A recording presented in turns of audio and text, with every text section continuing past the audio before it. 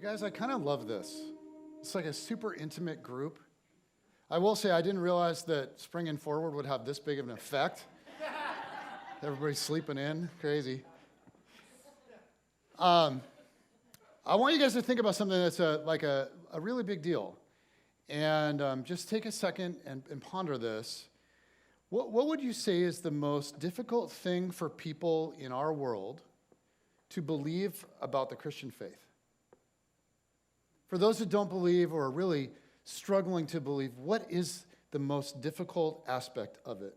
And I know that there's definitely not like one answer to that. Different people struggle to believe many different things. But I wonder if for a lot of people, the main issue comes down to this: the idea that God is good. Because we live in a world that can be very, very dark. There's a lot of pain. And I think people often have a hard time reconciling the darkness that they see and they feel and they hear about and they experience with a God that's good. And you just think about some of the suffering that goes on.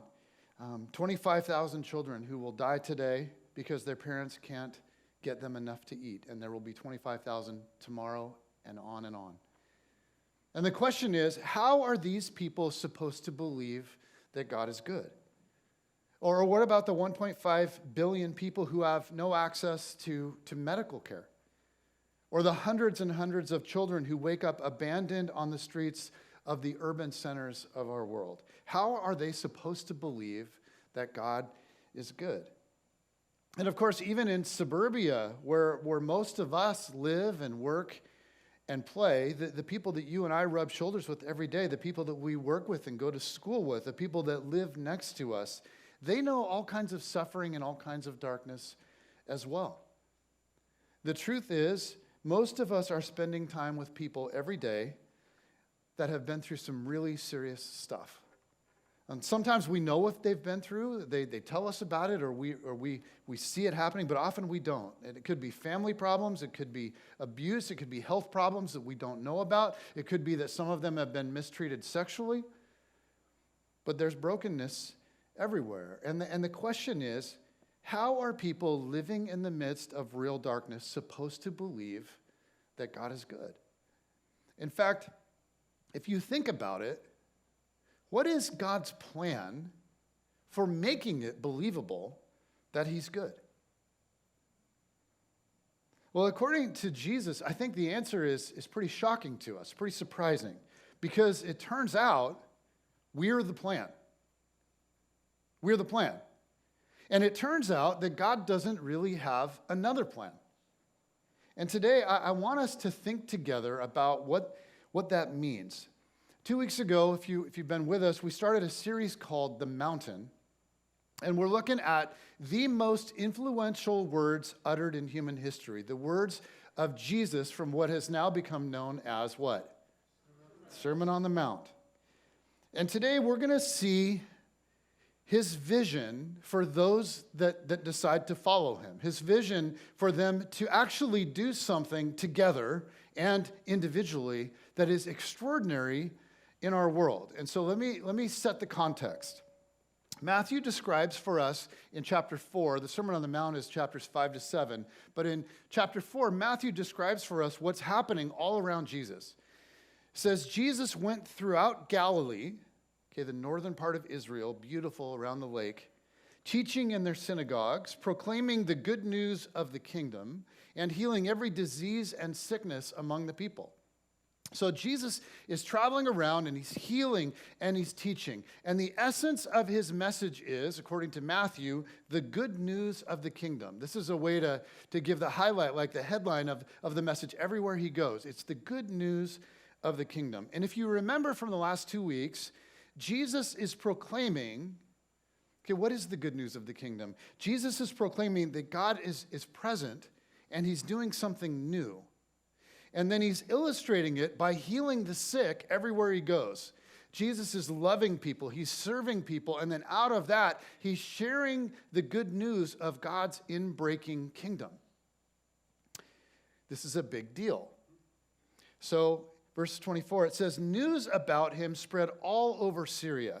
Okay, so way outside of Galilee to the regions beyond. And people brought to him all who were ill with various diseases, those suffering severe pain, the demon-possessed, those having seizures, and the paralyzed, and he healed them. Large crowds, probably we think tens of thousands of people from Galilee, okay, a very Jewish region, the Decapolis, a very non-Jewish, like Roman-filled, like place with pagans, like people that worship Zeus and Poseidon and all of that. Jerusalem, Judea, and the region across the Jordan followed him. So these crowds are made up of a very eclectic, random grouping. There's men, there's women, there's Romans, there's Greeks, there's Jews, there's pagans, there's sick people, there's healthy people, there's demon-possessed people, if we can even envision that. There's synagogue leaders, there's Pharisees, there's uber-religious people, and there are all these backgrounds all gathered in these crowds. But sprinkled in this crowd, if you know the context, are some very religious people. People that had made a commitment to be in synagogue every week on the Sabbath. People that read the Torah, okay, the Jewish scriptures, every single day, had most of them memorized. People that had been taught since they were children, okay, to remain holy, you need to stay away from those people, right? Those people, which means you stay a good distance away from broken people, messed up people, sinful people, pagans that worship pagan gods, and the sick and the cripples, and those that don't go to synagogue, the spiritually unclean. You stay away from the sinners. There were religious people in the crowd that had only ever been taught the way you stay in right relationship to God is you be holy, which means you have to separate yourself and stay a good distance away from broken people, from non-Jewish people, all non-Jewish people who don't follow our God. You must stay away from all people like that. Now, here's the problem with that. God shows up, calls himself Jesus, and he breaks all the rules. He just starts breaking all the rules. And Jesus comes near to all those people. Jesus is holy, like top to bottom, but he is shoulder to shoulder, face to face with those people. And in chapter 5, Jesus begins to explain what's happening. It says, now when Jesus saw the crowds, he went up on a mountainside and sat down, which meant if a rabbi did that, it meant this is getting serious. And his disciples came to him, and he began to teach them. So the way Matthew tells the story, he breaks this crowd into really two groups. You have the crowds, or the crowd at large, and then you have who? The disciples. And this is not just the 12. This is not just Peter, James, and John, and the dudes. This was a much broader group of people who were very serious about following Jesus. They were disciples. It was both men and women. And that word disciples simply means learners or students or apprentices. People who would wake up every morning and they had made a decision to apprentice under Jesus, this rabbi, this prophet, this Messiah from Nazareth. And they followed him to learn his way. His understanding of God, his understanding of the scriptures, his understanding of how to live the best life possible. So they would follow him and not just listen to the words he said, but they would watch him and they would learn from him in everything that he did and how he interacted, everything that he did. They would learn from him how to become like him. So these people are learning to think like Jesus and talk like Jesus and love like Jesus and serve like Jesus and preach like Jesus and one day carry on Jesus' life into the world. Disciples. Now, Jesus teaches what today is called the Sermon on the Mount. In Jesus' day, it was not called that. It was just called like, hey, Jesus is up on a mountain teaching. But as he teaches, he's got two very distinct groups listening, his disciples and the crowds. To the disciples, he's painting a picture in this sermon of a new way to be human, an entirely new way to be human. So his primary audience is his disciples. But at the same time, his message is a standing invitation to anybody and everybody. Anybody in the crowd compelled by Jesus and his vision for human flourishing. Okay, religious people, pagans, Jews, Greeks, Romans, Seattleites, okay, Republicans, Democrats, cripples, the healthy, fitness trainers. I mean, from Jesus comes this standing invite. Wherever you are at, wherever you come from, Jesus invites you into the kingdom of God. So Jesus invites you, fill your name in the blank, to come to him and to learn a new way to be human from him, the path to life. So we're taking the next 3 months or so to unpack his vision. And part of the reason from this sermon, and part of the reason that I want to do this, is because I think we have a problem. These words in the Sermon on the Mount are very, very familiar to many of you, but I think we have a problem. And the problem is that we've become so familiar with his words that we can easily become numb to how shocking his sermon was and what it actually means. We lose how subversive Jesus actually was. And we saw last week that the very first part of his sermon was absolutely outrageous. It's kind of something that for many people we just sort of skip over because it's a whole list of stuff and we're like, okay, let's get on to something I can get my teeth into.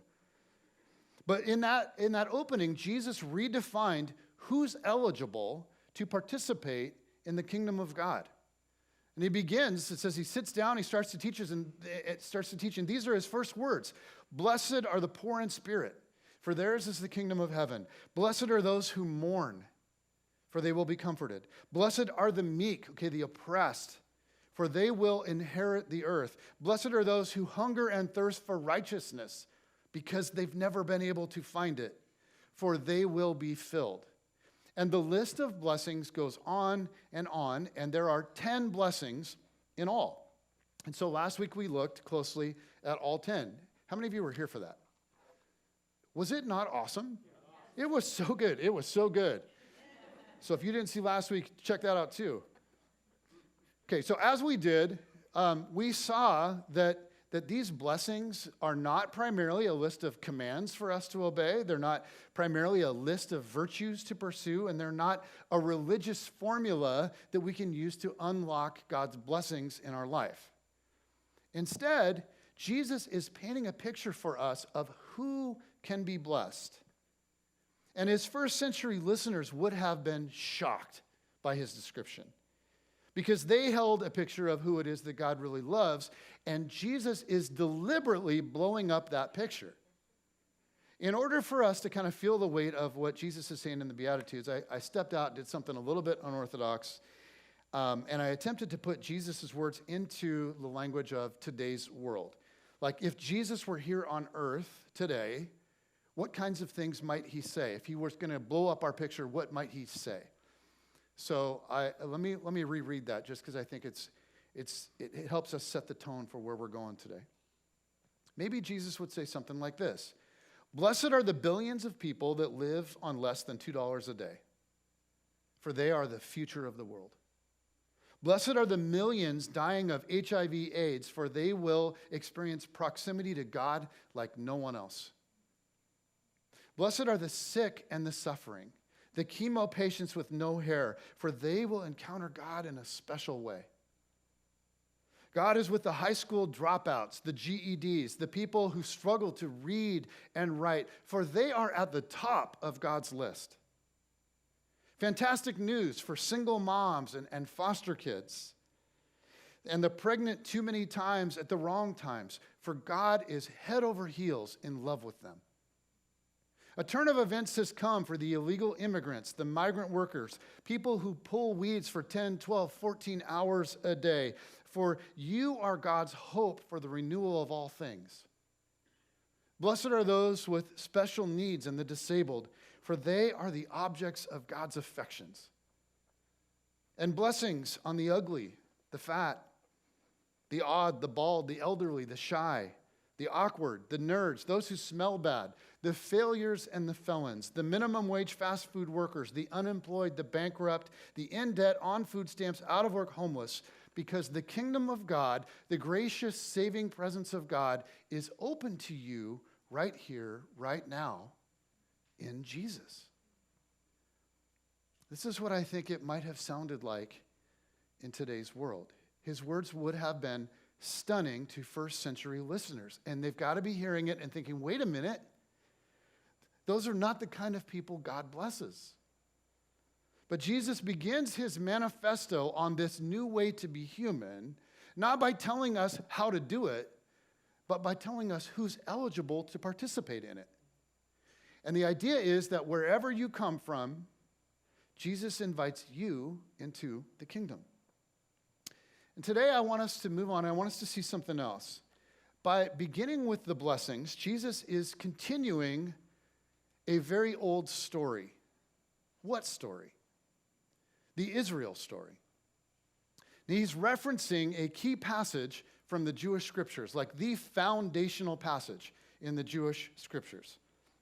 Here's the passage. This is Genesis chapter 12. It says, the Lord had said to Abram, also known as, I kind of spoiled that, go from your country, your people, and your father's household to the land I will show you. I will make you into a great nation, and I will what? I will bless you. I will make your name great, and you will be a what? Blessing. I will bless those who bless you, and whoever curses you, I will curse, and all peoples on earth will be what? Blessed through you.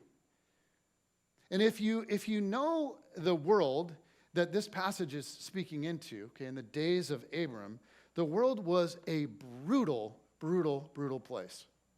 The level of violence and selfishness and hatred was just off the charts. People were far from God. They were far from one another. They were totally disconnected from life as God intended. And so how is God going to fix the mess? Well, Genesis 12 says, through Abraham. And then later through Israel, through the descendants of Abraham. But from the beginning, God says, I will bless you so that you can be what? A blessing. The point of Israel, the point of the people, it was never just Israel. Israel was always a means to an end. And the end was God saving the entire world. Now, in the Sermon on the Mount, Jesus is building upon the Abraham story, which is very familiar to all those in the audience that were Jewish. And Matthew, the writer of this gospel, is absolutely brilliant. He was a tax collector, so a little sketchy, but he was brilliant. And what he's doing in this gospel is he's connecting Jesus to Israel in all kinds of subtle ways. Matthew wrote his gospel primarily, of the four gospels, this one was written primarily for a Jewish audience. And what Matthew wants his Jewish brothers and sisters to see is Jesus is the promised one. He's the fulfillment of our sacred scriptures. So Matthew does all this really cool literary stuff to link Jesus to the Old Testament. Now, he's not making stuff up. He's just helping people see it. But in the story, what you see here is, like, for instance, Moses goes up on a mountain. So Jesus goes up on a mountain. Moses gives the 10 commandments. Jesus gives the 10 blessings. Moses speaks over how many tribes? 12. Jesus speaks over how many disciples? 12. Moses comes out of the desert, Jesus comes out of the desert, and Matthew works in all these connections that we don't have time to get into. But long story short, when Jesus opens the sermon on the hillside, he's saying, the Israel story is now reaching its climax in me. God's blessing for the whole world is now available, and it's available in me. So now Jesus is standing before this very eclectic group, the disciples and the crowd, and out of them, whoever is willing, he's forming a community to join with him in bringing the Israel story to its culmination. And so the next thing he says after all the blessings, next thing he says, after explaining to them who's eligible for this, and basically saying, y'all, right, Giovanna? Y'all are eligible. So he says, y'all are the salt of the earth. Okay, but if the salt loses its saltiness, how can it be made salty again? It is no longer good for anything except to be thrown out and trampled underfoot. You are the light of the world. A town built on a hill cannot be hidden, neither do people put light a lamp and put it under a bowl. Instead, they put it on its stand, and it gives light to everyone in the house. In the same way, let your light shine before others, that they may see your good deeds and glorify your Father in heaven. Jesus forms a little community around himself to join in the story of Israel. And he uses two metaphors for what this community will be like. He says you will be like salt and what? Light. First, Jesus says, okay, you are the salt of the earth. You apprentices of Jesus, you disciples, those that follow me are to be like salt. Now, what does that mean? Well, salt does several things. It does several really cool things. And so let me just explore a few. First, salt brings flavor.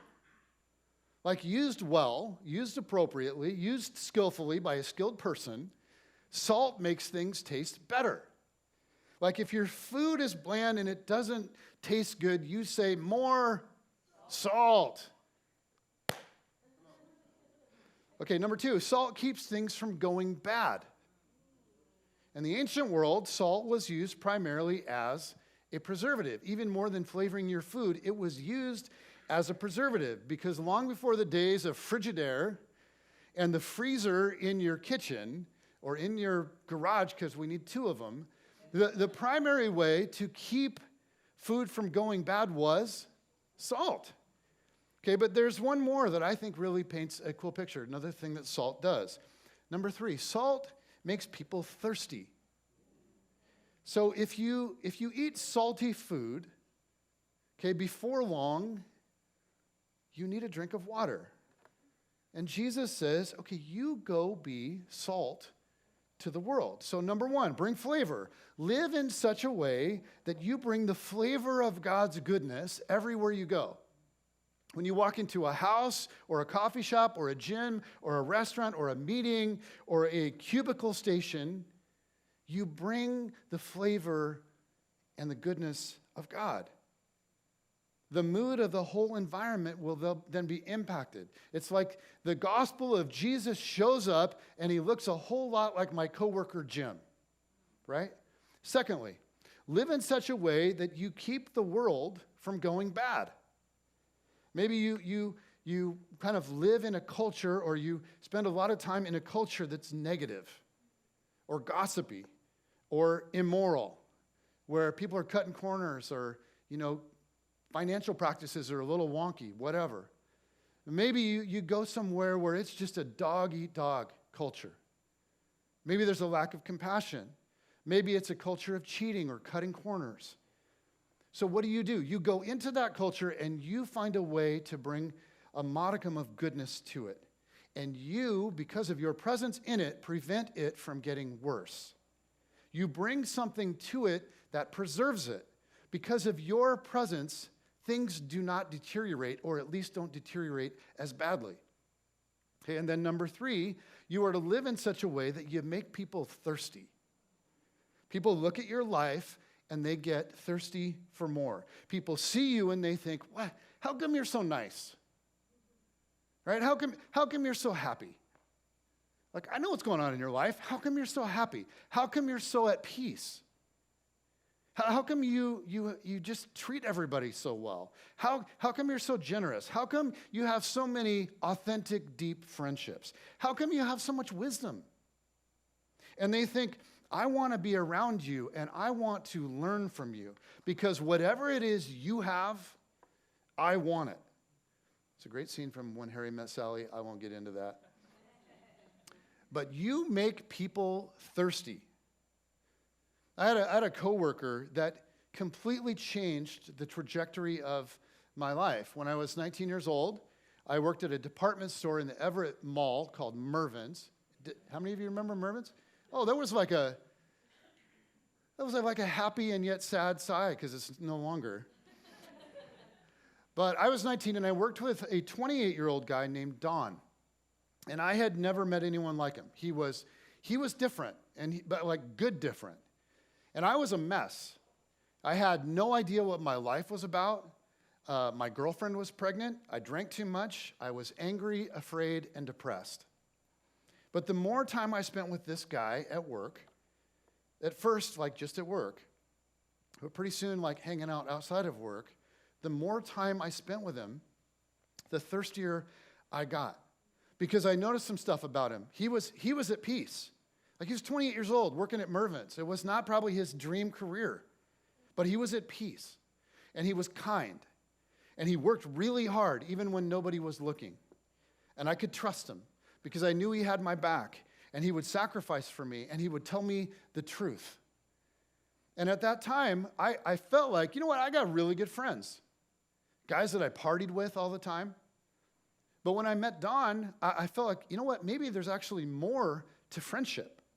Maybe there's more to life. Maybe there's more for me. But mostly I looked at him and I thought, whatever it is you have, I want it. And so I asked a lot of questions. And for him, it just sort of came down to Jesus. I mean, I asked questions, it always landed on Jesus. I'm like, really, Jesus again? Yes. So we talked about Jesus a lot. And I had objections, and I had doubts, and I had criticisms. But they didn't seem to faze him. He wasn't undone by all of that. So we just kept talking, and we just kept hanging out and being friends and talking. And I just got thirstier and thirstier and thirstier. And because of Dawn and several other things that were going on in my life as well, I came to Jesus because he was salt. He made me thirsty, and it changed me forever. And so many of the people that have come to our church have a similar story about you guys. They do. I met with a guy this week, was talking to a man that's kind of newer to Brookview, and I asked, hey, how did you end up coming to Brookview? And he told me about this coworker that goes here, about how he just really respects this guy and how this guy lives his life and who he is. He says, I just really liked what I saw in him, and he's basically saying, whatever it is he's got, I want it. And so when this guy invited him to church time and time again, he finally said, yeah, and he came. And this is such a common story. It's just like, I just saw something different in him. I just saw something different in her. And it made me curious. And I want whatever it is he's got. I want whatever it is she's got. Salt brings flavor, and it preserves, and it makes people thirsty, which is why Jesus says, don't lose your saltiness. We can lose our saltiness, right? Don't lose your saltiness. The world needs you. You can generate a thirst, so stay salty, my friends. Okay, now, next, Jesus says, if you are the light of the world, a town built on a hill, he says, you are the light of the world. A town built on a hill cannot be hidden. And the imagery here is specific. It's lights of a city that's built up on a hill, and in the middle of the night is shining out all through the darkness. Now, like imagine the world in the first century, long before halogen street lamps and headlights on cars and reflective tape on roads and all of that. In the first century, you're just like a dude in this vast desert on a camel, and it's very dark. And there are robbers and bandits and thieves, and there's wild animals all over the place, and you're scared, and you need safety. And off in the distance, you see a glow.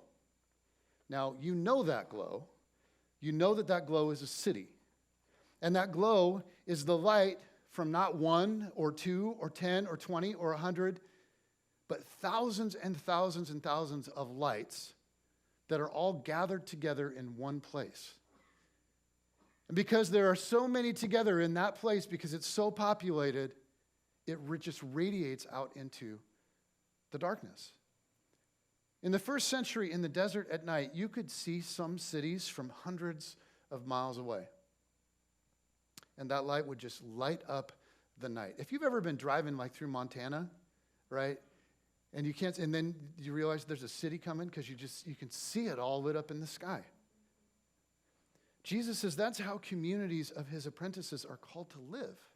He says, you, and by the way, the word you there is plural. You, plural, are the light of the world. And again, Jesus is drawing on imagery from the Old Testament. This metaphor was not original to Jesus. It comes out of the story of God given to Israel. We see it all the time from the prophet Isaiah. By the time of Jesus, the book of Isaiah was 700 years old already. And over, Isaiah says to Israel, you are the light of the world. One example, God says to Israel through Isaiah, and this is Isaiah 42:6, it says, I, the Lord, have called you in righteousness. I will take hold of your hand to Israel. I will guide you as a people. I will keep you and will make you to be a covenant for the people. I will bless you and make you a blessing, a light for who? The Gentiles. Okay? I will use you, Israel, to draw those outside of Israel back to me. The point of Israel was not just Israel, it was always to be a light to the entire world. And Jesus is saying to his disciples and to the crowds, to men and women and Jews and non-Jews and Greeks and Romans and worshipers of Zeus, whoever is there, he's saying to all who are there with him that day, I'm inviting you to become the people of God. The Israel story is reaching its apex in me now, in my life and in my work and what I'm going to do, and I'm inviting you to join me and learn from me in order to be a blessing to the world. Okay, you are salt, you are light. Now here's something that we need, I think, to understand about salt and light as Jesus uses them here. Salt and light here are opposite metaphors. This is not two ways of saying the exact same thing. Sometimes in Hebrew poetry and stuff, they basically say the same thing twice, and you're like, well, what's the difference? There is no difference. It's saying the same thing twice. This is not that. Think about this. Salt is only good when it's spread out, right? If you're eating your dinner, you do not want all of the salt in one bite. That will wreck your pasta, right? If you're preserving meat, you don't preserve it by putting all the salt in one spot. For salt to work best, it needs to be spread out.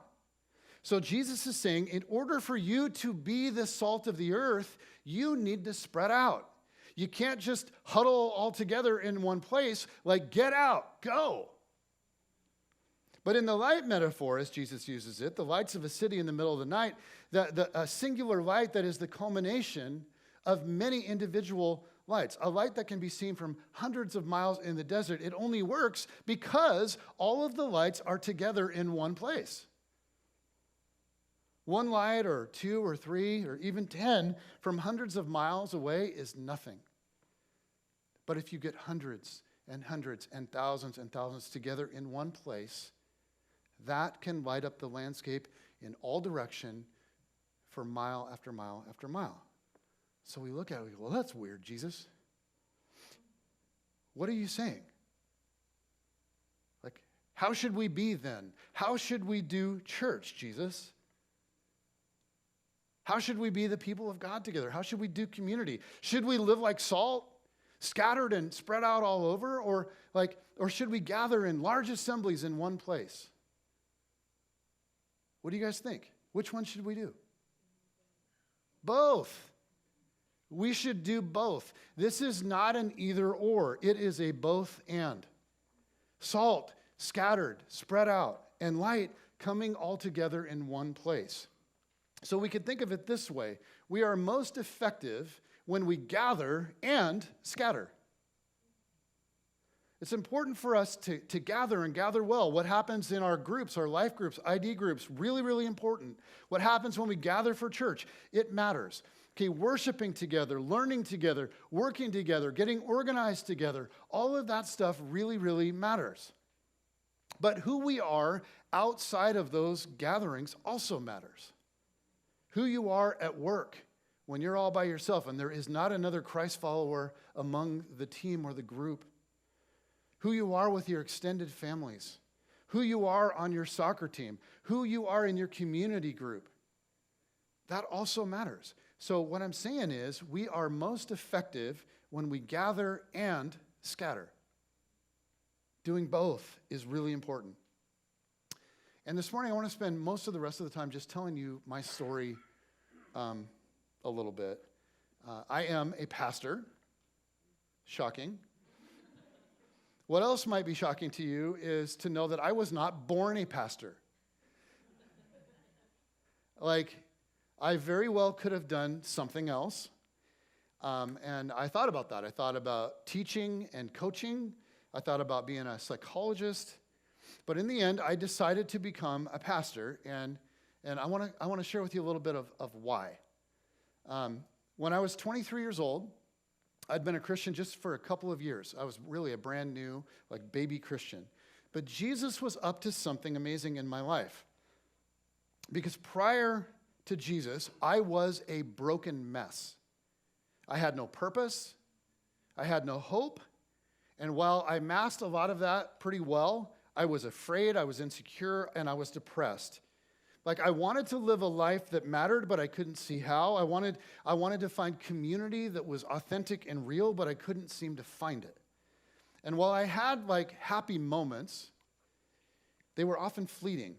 And what would happen is, in the quiet moments, I would wonder if I would really ever feel whole. I just felt empty and this longing all the time. And sometimes a deeper darkness would set in, a despair, like a depression filled with hopelessness and fear. And occasionally, I would envision ending my life. I had these repeated periods of just like suicidal ideation.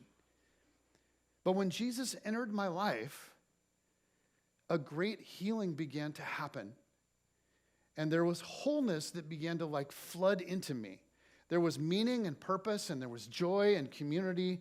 And I started to experience deeper relationships. I started to see the whole world differently. I started to see my life differently, my place in the world differently.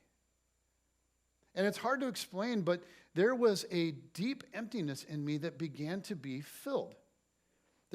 And this was very real to me, and it was like the most extraordinary thing, and I didn't see it coming. But the very things that Jesus said would happen if I followed him, they like really started to happen. And in those early years of my faith, I couldn't help but talk about it. Like, I desperately wanted other people to find what I had found. Now, I didn't get like super weird about it or pushy or aggressive. But when people would ask me about my life, I'd inevitably tell them about Jesus and what he meant to me.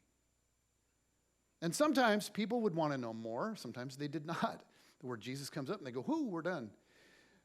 Sometimes people would want to know more. And they'd ask very sincere questions, and they would raise objections and process their own experiences and then tell me their stories. And I'd ask a lot of questions and just listen. And I'd try to value them and try to understand them, try to relate to them. And every once in a while, these conversations would become like magical. And I'd see somebody really being drawn into Jesus in a new way. Like you could see the light bulb go on, and you could see their heart melt. And in those moments, it was like I would feel God so deeply present. And I would feel him like guiding me and guiding my words and directing me, and I would see him moving in them, and I would feel his presence like thick all around us, and it became for me like intoxicating. I mean, watching someone begin to step forward toward God through Christ, it was to me like the most powerful experience in the world. So I was getting ready to apply for grad school to become a psychologist. And I was dating Jen, and we were serving in various ministries in our church together. And the thought occurred to me one day, like, whoa, what if I just spent my whole life telling people about Jesus? What if God would allow me to be a part of drawing people to himself again and again and again? And what if these incredible moments that I sometimes have with people, what if they became like what I do all the time? And so I stopped applying to grad schools for psychology, and I went to seminary, which is like pastor school. A few years later, I had done 3 years of interning at our church and getting some experience, and I'd finished my undergrad degree in psychology, and then I had a master's degree in church leadership and theology, and Jen and I were ready to do this thing. We were ready to move south and start this church. And then everything went sideways. And the money that I thought I had secured to seed and to plant this church didn't work out the way that I thought, and everything was on hold, and all of it got delayed.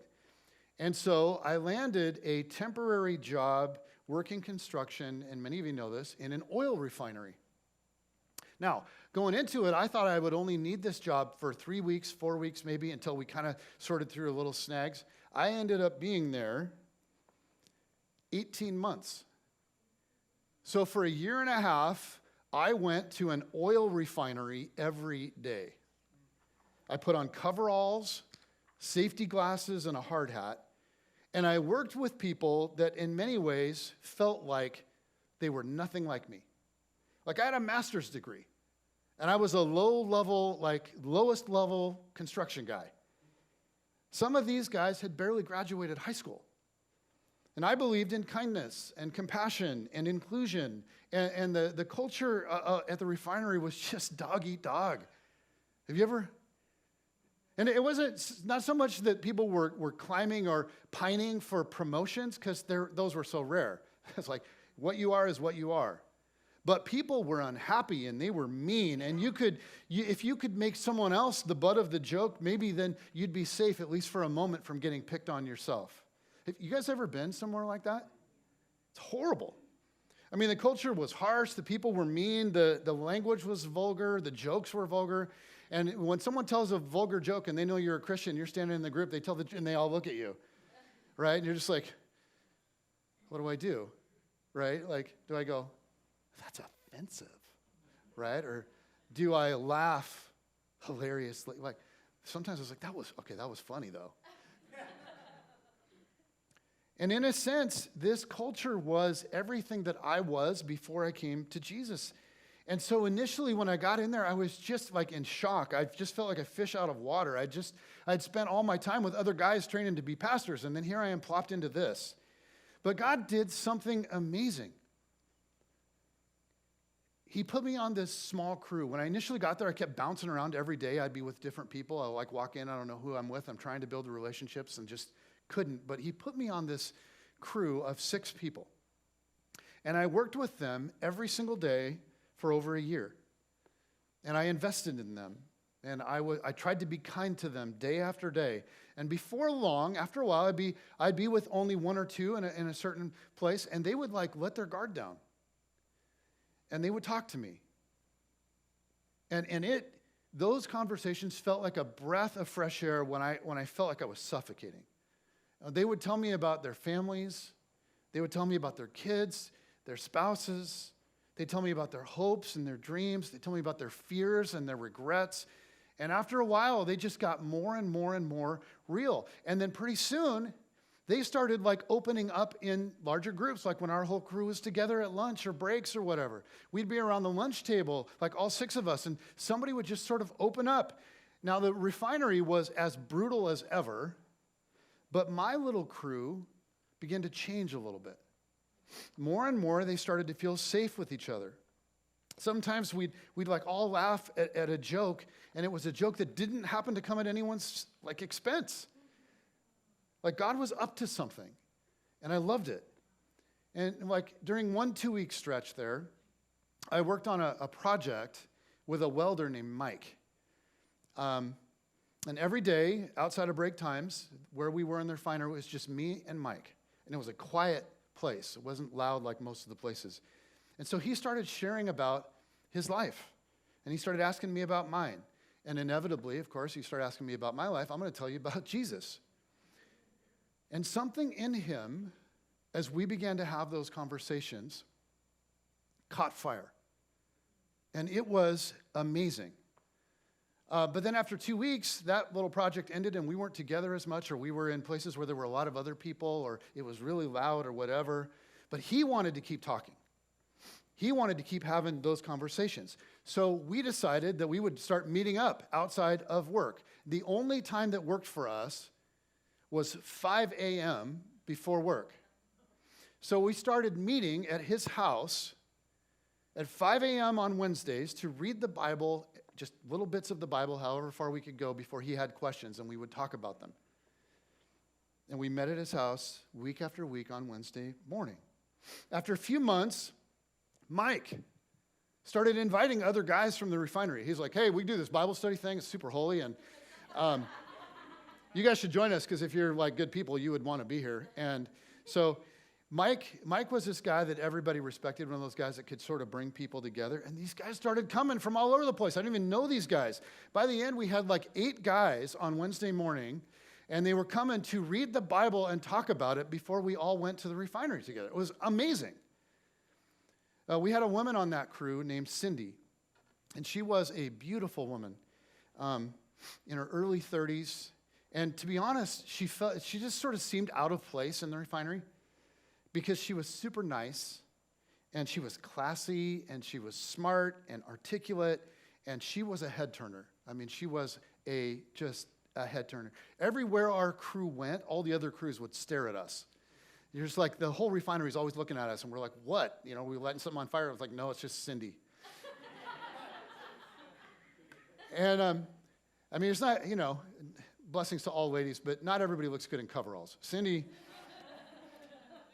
and so we came to be friends, and she started opening up about her life, and she had a church background when she was a kid and stuff, but she had all these messed up ideas about God and what he thinks of her, and we talked through that a ton, and it was really beautiful. But Cindy was also an alcoholic, and she couldn't shake it.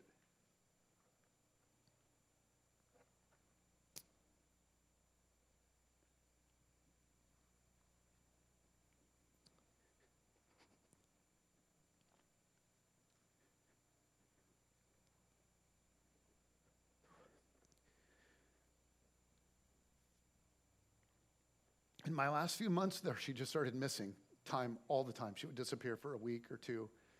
And everyone was super gracious with her because she was so nice. And she was a good worker when she was there. But she started going on benders. And it was so hard to watch. Everybody knew what was going on. And it was so hard to watch because she was an incredible soul. I mean, sober. What an amazing person.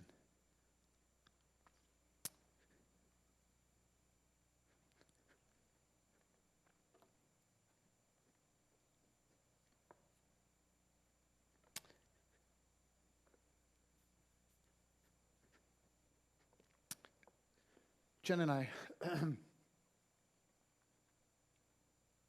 we moved down to start the church. And I checked in with my family, some of my family still worked at the refinery. And found out that about a year after we moved, Cindy drank herself to death.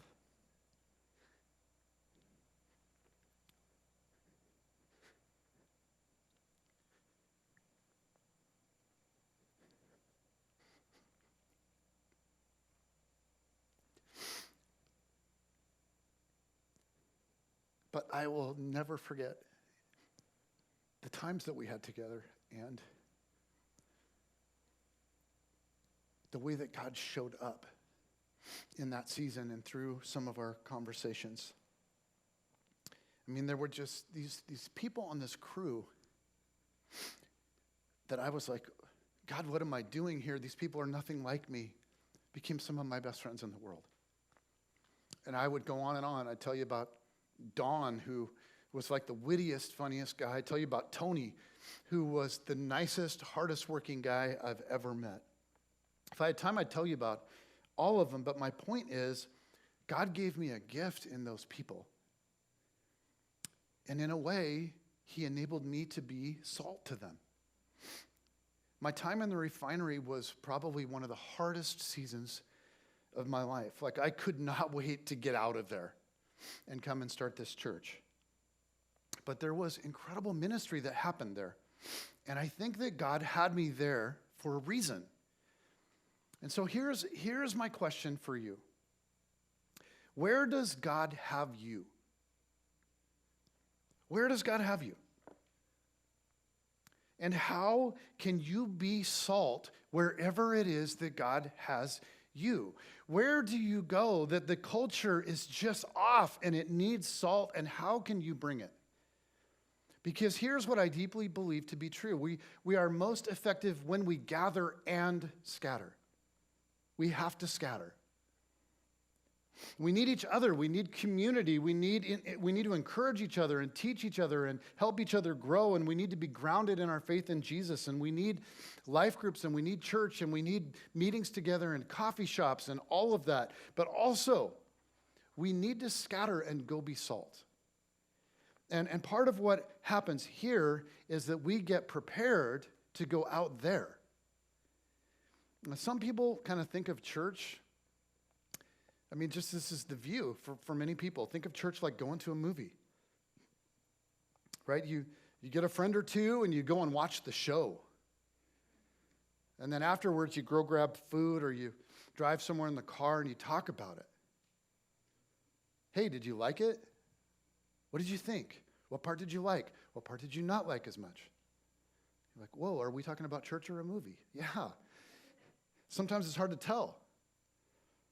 But what if, just throwing this out there, what if it felt less like a movie and more like Home Depot?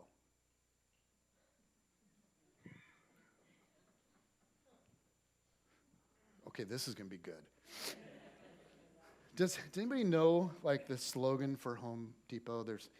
There's the more saving, more saving, more doing. That is totally unhelpful, and that's not the slogan I'm going for. Let me give you the other Home Depot slogan. Does anybody know the other Home Depot slogan? Let me give you the first part of it. You can do it, we can help. You can do it, we can help. Here's how Home Depot functions. You have a project, like you need to tile your bathroom, or you need to landscape your yard, or you need to build a fence or whatever. And you go to Home Depot with a project in mind, and Home Depot is a resourcing center. It's like if you're going to tile your bathroom, you go to the tiling center, and it has everything you need. And there is an expert there in tile. Right? In theory, there is an expert there in tile. But they have what you need there at Home Depot in the tile section to do everything you need to do the job yourself.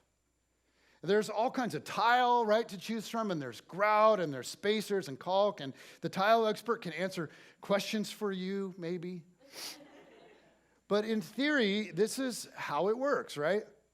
You go to Home Depot, and you get everything you need, all the supplies and all the advice and all the information, all that you need, and then you come out of there armed to do an amazing project, and you go home and you tile your bathroom to the glory of God.